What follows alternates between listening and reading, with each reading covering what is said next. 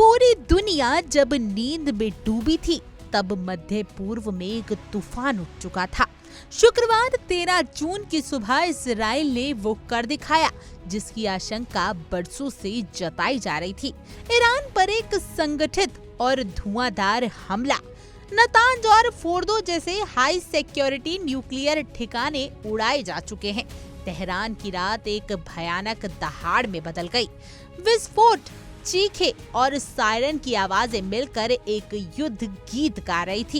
Israel सेना के इस सैन्य ऑपरेशन को नाम दिया गया ऑपरेशन राइजिंग लायन, यानी उगता हुआ शेर। और इस शेर की पहली दहाड़ में ईरान का दिल कहा जाने वाला नतांज न्यूक्लियर साइट खाक हो चुका है। इसी मामले में ईरान के सबसे ताकतवर सैन्य अधिकारी IRGC प्रमुख जनरल हुसैन सलामी मारे गए हैं। उनके साथ साथ खत्म अल अंबिया के चीफ सरदार रशीद और परमाणु वैज्ञानिक डॉक्टर फेरेदू अब्बासी व डॉक्टर तेहरानची की मौत की भी खबर है। इजराइल के प्रधानमंत्री नेतन्याहू ने इस हमले के बाद दो टूक शब्दों में कहा, ये तो अभी ट्रेलर है, अगली फिल्म बहुत बड़ी होगी, यानी ये युद्ध का अंत नहीं, शुरुआत है। नेतन्याहू का दावा है कि हमला प्री स्ट्राइक था, यानी दुश्मन के वार से पहले उसकी बंदूकें तोड़ दी जाएं। उनका कहना है कि ईरान अगर परमाणु बम बनाएगा तो ये हमला तो बस शुरुआती कदम था, आगे और भी कुछ देखने को मिलेगा। ईरान अब उबल रहा है। सुप्रीम लीडर आयतुल्लाह खामनेई ने कहा है कि इजराइल को इस हमले की भारी कीमत चुकानी पड़ेगी।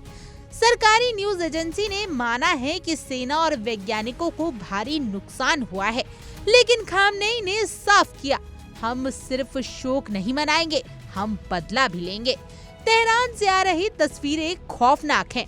बिल्डिंग धू-धू जल रही हैं, एयर स्पेस बंद कर दिया गया और शहर के कई हिस्सों में अफरा तफरी का आलम है। भारत, अमेरिका और यूरोप की उड़ानें डाइवर्ट हो रही हैं। एयर इंडिया की लंदन जाने वाली फ्लाइट भी आधे रास्ते से लौट आई। भारत सरकार ने अपने नागरिकों के लिए ईरान की इमरजेंसी एडवाइजरी जारी कर दी है। ईरान ने अब आधिकारिक तौर पर माना है कि नतांज साइट को निशाना बनाया गया।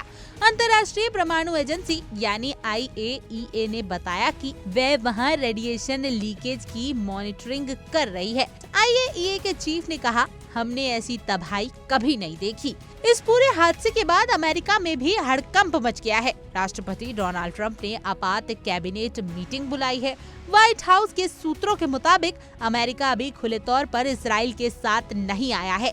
इस पूरे मामले को लेकर ट्रंप ने कहा, अगर ईरान से परमाणु डील नहीं होती तो मिडल ईस्ट जल उठेगा, और शायद वही हो रहा है। इजरायली हमले ने ईरान की सैन्य और न्यूक्लियर ताकत को बुरी तरह झकझोर दिया है, लेकिन क्या इससे तेहरान झुकेगा?